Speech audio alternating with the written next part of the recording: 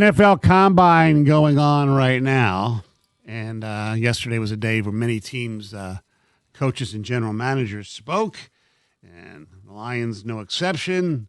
Brad Holmes and Dan Campbell speaking about a lot of things, including, Taylor Decker, whether he's going to come back. They said they're in, contact with him, yada, yada, yada. And then we find out around 5 o'clock via his Instagram page, Taylor Decker announces he's back.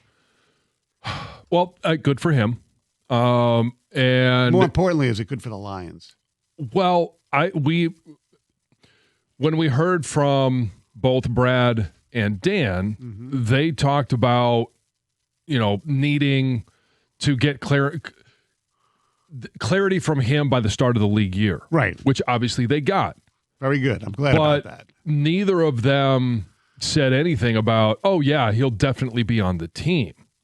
So I think they've left that door open to, hey, we heard him talk about other players. We've been in contact with them. We're getting, in contact with our medical staff. They're going to have to determine if they believe he's going to be physically capable of performing for X amount of games. What do they have to get out of him?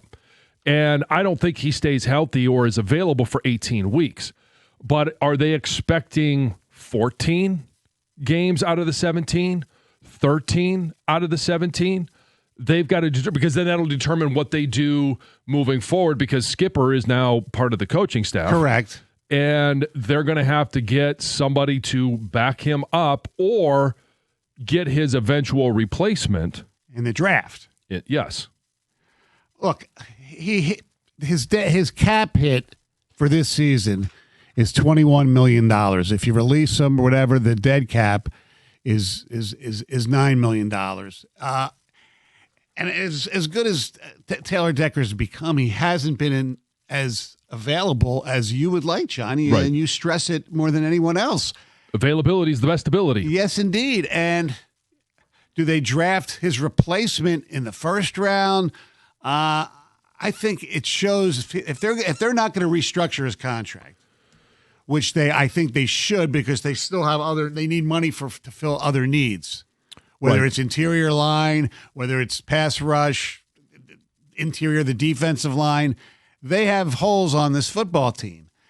And bringing him back, is it a 1-year, thing, and then they'll, cut him for next year? We go all in this year and not worry about down the road? We'll do Gibbs later too. I mean, these are the things you have to understand and figure out, because Decker is not the same player he was 2 years ago. A lot of it's not his fault. It's injuries. Sure. He could hardly practice last year, let alone play in all these games. So practice, not going to go full Allen Iverson on us, but when you get to that part of your career, and I was in the same boat, practice for a guy that's been in the league for a decade is different than practice that for a guy that's only been in the league for his first, 2, 3, 4 years. When I was at that point in his career, it was at the beginning of the year, I would practice for, I don't know, maybe if you Tuesdays off, I would also have Wednesday off, and then I would practice Thursday, which was still a, somewhat padded practice, walk through Friday, and then, travel or do whatever Saturday, and then play Sunday. And that was the process. And then later in the year, it would be, they'll adjust practice by itself anyway. And Correct. If it's not a physical practice, then maybe he does practice on Thursday. There are other times where, hey, you're there, you're paying attention, and you're mentally invested, but you don't need the physical reps, and maybe you don't practice until Friday. Does he need more physical reps in training camp more this year than he has in the past couple because of a new offensive coordinator? No, because when we heard from Dan, Drew Petzing coming in, and one of the first things that he talked about was Drew Petzing is getting up to speed with our terminology. So they're going to be using the terminology of Dan Campbell's offense. Mm-hmm. And it's the offensive coordinator that is going to have to adjust more so than it is. Now, there's going to be new wrinkles because new OC. There's going to be new wrinkles because it's a new year. What worked last year? What didn't work? What do we got to continue to work on? It's not going to be the exact same offense. And so there are going to be wrinkles, but it's not going to be Drew Petzing is not going to bring a completely new offense to this bunch. Right. In a perfect world, in my mind, and we'll take your phone calls and text 248-539-9797. As much as you need, because he will be making $21 million this year. You need that money if you think you can get, I don't know, a Linderbaum or a Trey Hendrickson or somebody like that on the other side. You cut him. But I think you're better off, if you can't get one of those guys, you restructure. And you have to do something. You have to improve the line play on both sides of the ball. And you have to have enough money to do that. And whoever you draft has to be a starter, play more than Tyreek Williams did. He played a decent amount, but you know what I'm saying. The number one restructure that has to happen is Jared Goff's contract. Yes. The number two restructure that probably needs to happen is going to be Amon-Ra St. Brown. Number three that could free up some more money is Aleem McNeil. Now, you get a little bit squirrely when you start talking about Aleem McNeil's contract because now you're trying to figure out, is he going to be this year what he was 2 years ago before the ACL injury? Mm-hmm. That one they may put on hold.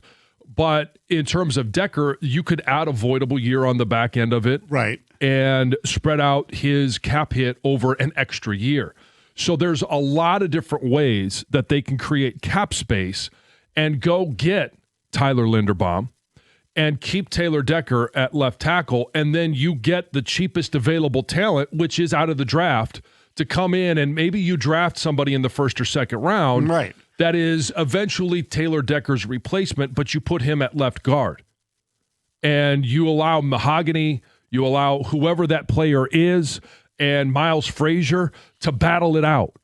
And the best man wins and gets the reps, gets the experience, and it would probably be that draft pick. And then all of a sudden, hey, next year Taylor Decker is no longer on the team, and you bump them out to tackle. But you obviously know this a hell of a lot better than I do. How many guards are out there where you're going to draft them, and then eventually you're drafting them to play guard now, but eventually you're either going to play tackle? Well, so you draft a tackle, and you let them play guard. Right. That's an easier move. You don't draft a guard and say, okay, well, in year two, we're going to move you out to left tackle, or we're going to move you to right tackle and move Penei Sewell over. You draft a tackle, and a lot of people don't remember this, but when in my first year of starting at Michigan, John Runyon Sr., he was the left guard because we had Trezell Jenkins at left tackle. And then when Trezell left, John moved out to left tackle. That's the move that is easier to make. Right. And so, I mean, would everybody sit there and say John didn't have a great career as a left tackle in the NFL? No, he did. Right. So that to me is the path that you take. You draft somebody as a left tackle, you put them at guard, and then when you need to, because Taylor Decker needs a week off or he just can't go for a couple of weeks, now all of a sudden you bump that guy out to left tackle, you put in Mahogany or Frazier or whoever it is, and that's how you manage this year. But are you going to spend that 20? You have to restructure it. I just said that. Yeah. Okay. You add the voidable year and you restructure it, but the big restructure is coming from Goff, Amon-Ra St. Brown. That frees up the money then to go get your center. Yes, but yes, you're right. They have to restructure Decker a little bit here because you can't give a guy that much money who you're, even under your scenario, you're hoping for 14 of 17 games. That's not going to get it done. All right. We'll take your text, your phone calls coming up next, 248-539-9797.